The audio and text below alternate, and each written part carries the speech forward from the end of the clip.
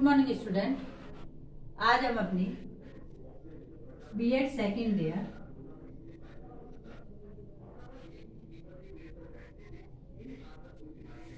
अधिगम हेतु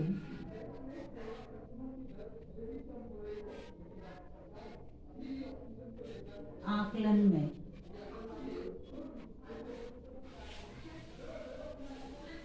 हमारा जो प्रकरण चल रहा है आकलन उपकरण,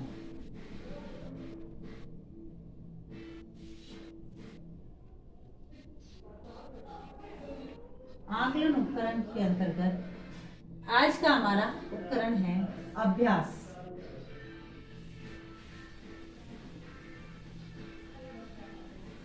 अभ्यास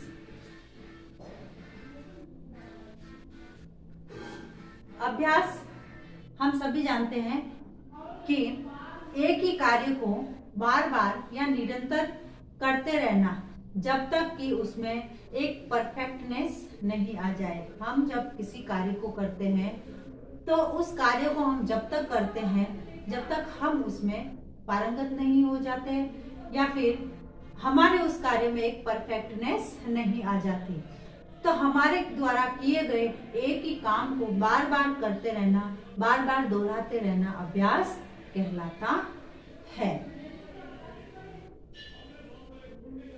यानी हम उस कार्य को जब तक करेंगे जब तक कि उस काम में हम पारंगत नहीं हो जाते या फिर उस काम में निपुणता नहीं आ जाती है।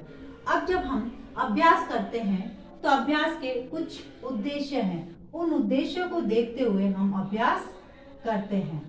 वो उद्देश्य है, सबसे पहला अभ्यास का उद्देश्य है शिक्षण कार्य में, यानी हमारी जो शिक्षण व्यवस्था है, शिक्षण जो कार्य है, उस शिक्षण कार्य में अभ्यास के कुछ मुख्य उद्देश्य है, जिसमें जैसे शिक्षण के उद्देश्यों की प्राप्ति हेतु पहला इसका उद्देश्य है शिक्षण के उद्देश्यों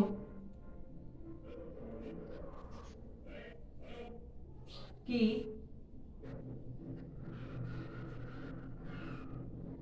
प्राप्ति हेतु, यानी अभ्यास का जो कार्य है वह शिक्षण के जो उद्देश्य है उन उद्देश्यों की प्राप्ति में सहायक है।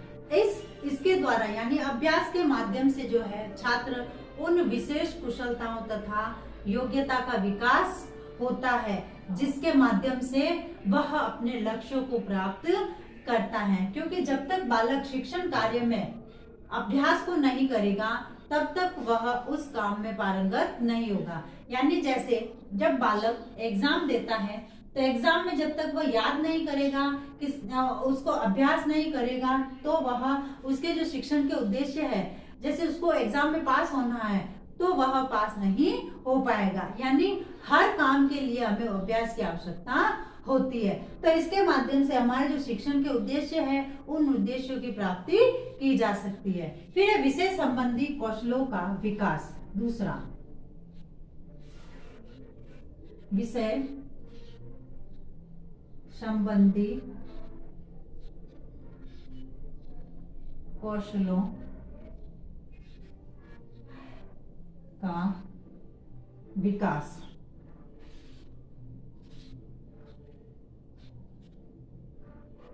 अब जो है अभ्यास के माध्यम से जो है विषय संबंधी जो कौशल है, जैसे लिखित कार्य है, मौखिक कार्य है, गृह कार्य है, इन सभी में बालक कुशलता प्राप्त करने के लिए इनको पर्याप्त अभ्यास की आवश्यकता होती है। क्योंकि जब हम बालक को लिखित कार्य देते हैं या मौखिक कार्य देते हैं तो उनके लिए उनको बार बार हम उस चीज का अभ्यास करवाते हैं, तब उनमें एक परफेक्टनेस आती है। उसके बाद है आत्मविश्वास का विकास। आत्मविश्वास का विकास। अब जो है अभ्यास के माध्यम से बालकों में हम आत्मविश्वास का विकास कर सकते हैं। अभ्यास कार्य करते समय छात्र स्वयं पूर्ण रूप से सक्रिय रहता है कि हमें ये चीज करनी है। जब किसी जैसे नियम, सूत्र, परिभाषा, अर्थ या कोई क्वेश्चन याद करना होता है या उससे संबंधित कोई कार्य करना होता है तो वह ठीक तरीके से उसका समाधान खोजता है। यानी किसी समस्या को जब वह हल करने बैठता है, सूत्र याद करता है, गणित के क्वेश्चन मिलाता है, तो उस समय जो है उनका ठीक समाधान खोजने के लिए वह कई प्रकार के अभ्यास करता है, कार्य करता है, जिससे कि उनमें जो है आत्मविश्वास का विकास होता है। उसके बाद है कि ये जो अभ्यास कार्य है इसका क्या महत्व है। कार्य करने, चौथा जो है कार्य करने की कुशलता।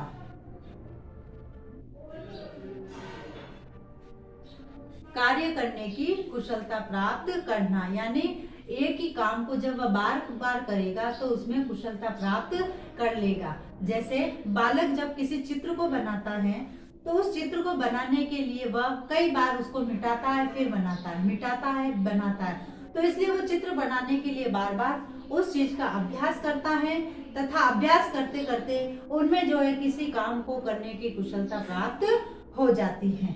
अब है इसका महत्व।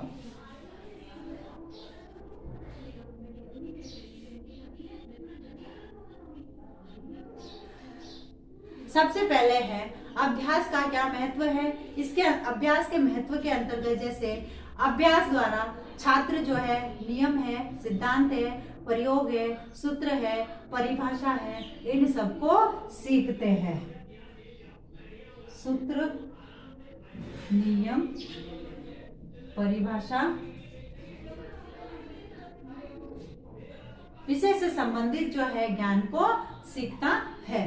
फिर है नियम और सूत्रों को अभ्यास द्वारा सरलता से स्पष्ट किया जा सकता है, क्योंकि नियम और जो सूत्र होते हैं उनको हम बार बार अभ्यास करने से ही उनमें हमें सरलता से हम स्पष्ट कर सकते हैं। फिर है अभ्यास से विषय संबंधी कौशलों का विकास किया जा सकता है। अब विषय संबंधी कौशल चाहे हिंदी का हो, चाहे गणित का हो, अंग्रेजी का हो, एसएस का हो, ये जो विषय संबंधी कौशल है इनमें विकास किया जा सकता है।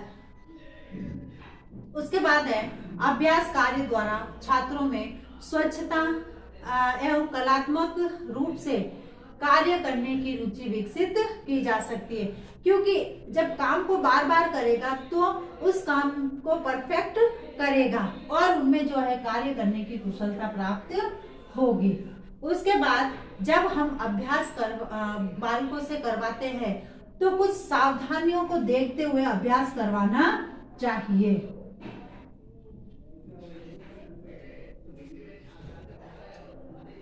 सबसे पहला है कि विद्यार्थी विषय वस्तु को पूरा नहीं करते जब तक अभ्यास नहीं कराया जाना चाहिए।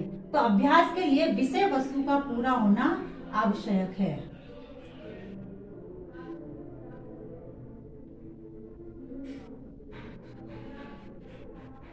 अभ्यास के लिए विषय वस्तु का पूरा होना आवश्यक है। फिर जो है अभ्यास कार्य जो है वह निश्चित समय तक, समय सीमा निश्चित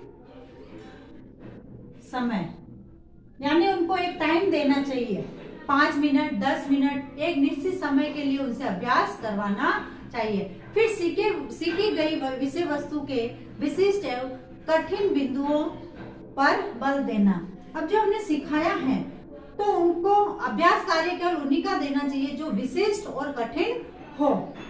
उसके बाद है इसके द्वारा छात्र में जो गलतियां होती है, जो त्रुटियां होती है, उन गलतियों को दूर करना चाहिए कि आपने ये गलती की है तो वापस से इसको सही करना। फिर है आवश्यक है परिस्थितियों को ध्यान में रखते हुए समय देना चाहिए, यानी उनकी जो परिस्थितियां है, आवश्यकता है, उसके अनुसार जो उनको अभ्यास का समय देना चाहिए। फिर है अभ्यास प्रश्न जो है क्रमानुसार सरल से कठिन की ओर होने चाहिए, यानी जब विद्यार्थियों से हम काम करवाते हैं या उनको शिक्षण कार्य करवाते हैं तो भी हम सरल से कठिन की ओर ले जाते हैं, ज्ञात से अज्ञात की ओर ले जाते हैं। तो इसी प्रकार से अभ्यास कार्य में भी सरल से कठिन की ओर उनको ले जाना चाहिए।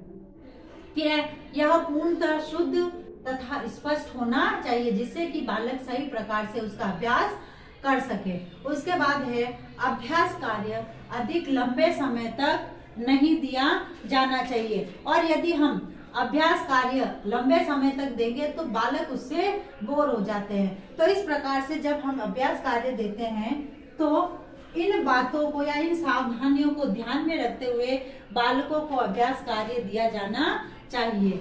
अब है आज का आपका गृह कार्य।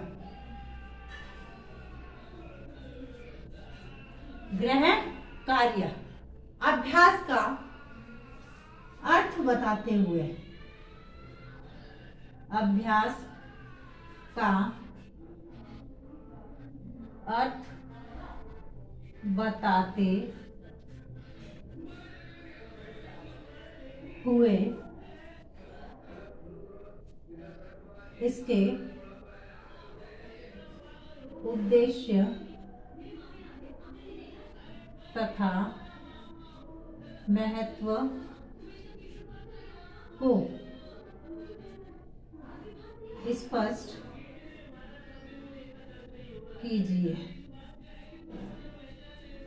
अब एक विशेष बात, इस कोरोना जैसी महामारी को देखते हुए 2 गज दूरी, मास्क है जरूरी, be stay and be strong. स्वस्थ रहे, सुरक्षित रहे।